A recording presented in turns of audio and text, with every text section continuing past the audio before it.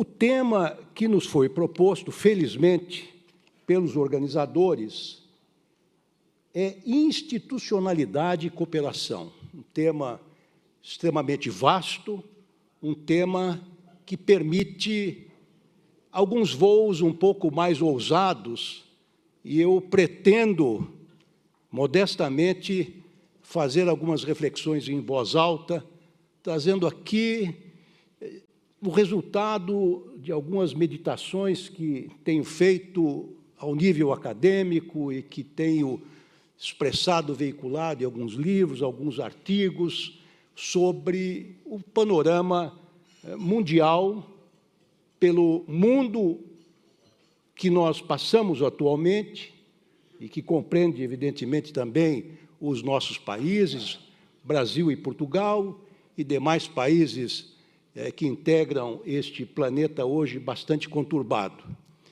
Eu talvez traga inicialmente algumas notas um pouco mais pessimistas, mas me comprometo em finalizar com uma perspectiva mais otimista para o futuro que todos nós desejamos que seja auspicioso para os povos do mundo. Quero começar dizendo, minhas senhoras e meus senhores, que nós vivemos atualmente um dos momentos mais difíceis no cenário internacional desde a queda do Muro de Berlim, que se deu, como sabemos, na primavera de 1989. O mundo multipolar que sucedeu à Guerra Fria, travada entre dois países hegemônicos que se digladiavam entre si, os Estados Unidos de um lado e a União Soviética de outro, levou, paradoxalmente, a um agravamento das tensões, sobretudo entre as grandes e médias potências. A guerra na Ucrânia, que é um reflexo destas tensões, potencializa os riscos de um conflito ou de uma escalada bélica na Europa, com consequências imprevisíveis que podem, eventualmente, trazer até, ou levar até ao emprego das armas nucleares, numa das maiores crises do gênero, desde a crise dos mísseis de 1962, todos se lembram disso, alguns se lembram, sobretudo os mais velhos, que colocou frente a frente, novamente, na Guerra Fria, os Estados Unidos e a União Soviética, o presidente Kennedy e o secretário-geral do Partido Comunista Soviético, Nikita Khrushchev. Nós passamos também, senhor embaixador, por uma crise de governabilidade global, sobressaindo a inoperância de alguns órgãos da mais alta importância, como, por exemplo, o Conselho de Segurança da ONU, responsável pela manutenção da paz, e também da Organização Mundial do Comércio, órgão essencial para a regulação das trocas comerciais. Estes problemas, somados à inesperada eclosão da pandemia da Covid-19, prejudicaram enormemente a economia global, afetando o abastecimento de energia, as cadeias de suprimento, com graves consequências para a segurança alimentar, especialmente no continente africano. A este cenário sombrio, soma-se a emergência climática, que coloca em risco a própria sobrevivência da vida humana no planeta. Para piorar esse quadro, alguns entendem, alguns observadores, que desde a crise financeira de 2008, causada pelo subprime dos bancos americanos, o mundo passou a viver um processo de desglobalização, cujo símbolo mais evidente, mais conspícuo, é o Brexit, que é a retirada do Reino Unido da União Europeia.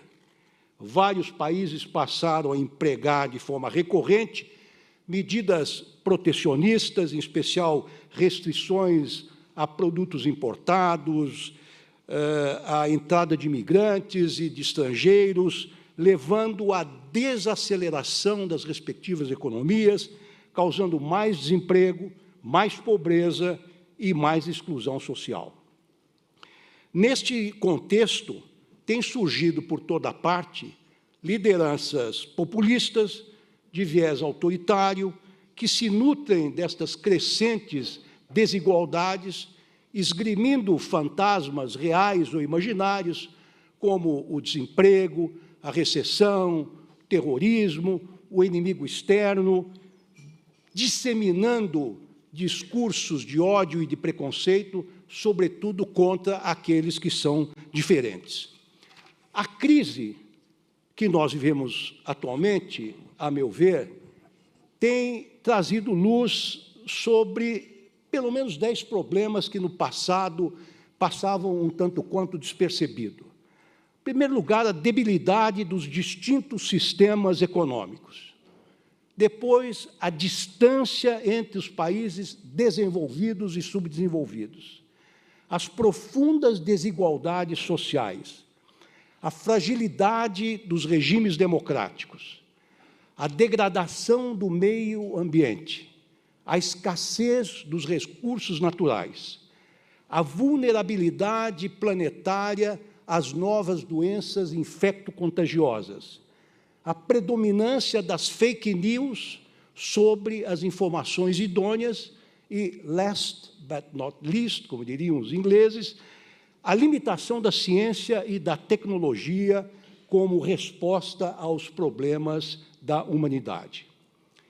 Eu penso, claro, é uma visão pessoal, que o equacionamento destas questões passa por algumas decisões fundamentais, que serão, naturalmente, não individuais, mas de caráter coletivo, e que, a meu ver, são as seguintes. Em primeiro lugar, o revigoramento do papel do Estado. Em segundo lugar, a reestruturação dos organismos internacionais. E, em terceiro lugar, o fortalecimento da democracia. O Estado, enfraquecido pela globalização, sobretudo naquilo que ele tem de mais especial, mais particular, desde o Tratado de Paz de Westfália, de 1648, que é a soberania, vem se enfraquecendo pouco a pouco. Mas o Estado revelou a sua importância estratégica na pandemia, como um instrumento essencial de proteção da vida e da saúde. Está aqui o governador Dória, que teve um papel absolutamente importante no Brasil para que evitássemos mais mortes, mais doentes e mais pessoas atingidas por este flagelo sanitário. Interessantemente, estou atento para o horário, vou talvez passar alguns segundos, nos Estados Unidos, a pátria do liberalismo, o presidente Biden vem promovendo investimentos maciços para recuperar a economia, emulando o New Deal de Roosevelt, destinado à superação da crise dos anos 1930. É claro, o Estado revigorado que nós queremos é aquele Estado ao qual se referiu Bruno Dantas, um Estado que respeita estritamente os seus limites orçamentários. É isso que nós queremos. No plano internacional, penso que talvez seja necessário relançar um programa semelhante aos 14 pontos do presidente Woodrow Wilson, do qual resultou a Liga das Nações em 1918, no fim da Primeira Guerra Mundial.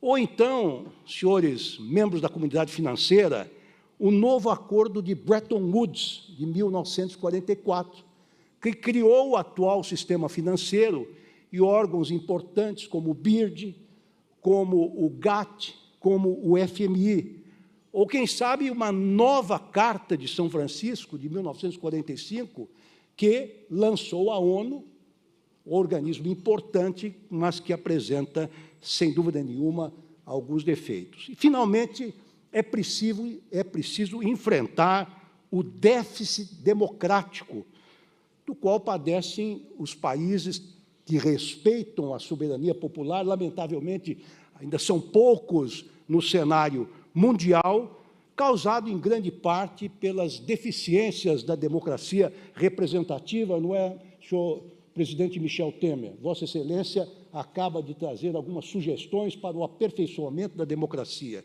Esse tema é antigo, esse tema vem sendo estudado por grandes teóricos como Norberto Bobbio, que num livro chamado O Futuro da Democracia, lançado em 1984, já preconizava fortalecimento dos partidos políticos, no sentido de torná-los mais autênticos e ampliação no poder da sociedade civil organizada, que está aqui representada neste auditório.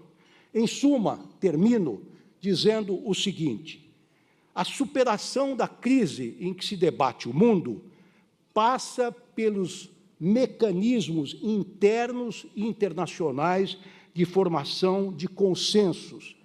É uma providência absolutamente imprescindível, indispensável, para que se crie um ambiente de paz e de segurança propícia à retomada dos negócios internos e internacionais. Quero terminar com uma nota, como disse, de otimismo, dizendo, em primeiro lugar, o Brasil sobreviveu ao 8 de janeiro, em que os poderes da República, a sede dos 3 poderes da República, foram invadidos e destruídos, mas a democracia brasileira é resiliente e sobreviveu a esse ataque antidemocrático.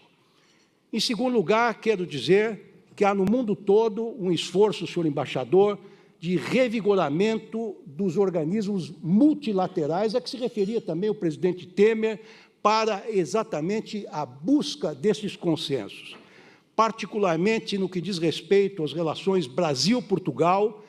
Quero dizer que estou extremamente otimista com a retomada do Mercosul, com a renegociação do acordo do Mercosul com a comunidade europeia e finalizar dizendo que nós temos um foro de debate absolutamente extraordinário, que é a CPLP. Não é, senhor embaixador? É a Comunidade de Países de Língua Portuguesa, que é um foro que todos nós temos que explorar, porque realmente tem um potencial extraordinário. Muito obrigado pela atenção de todos.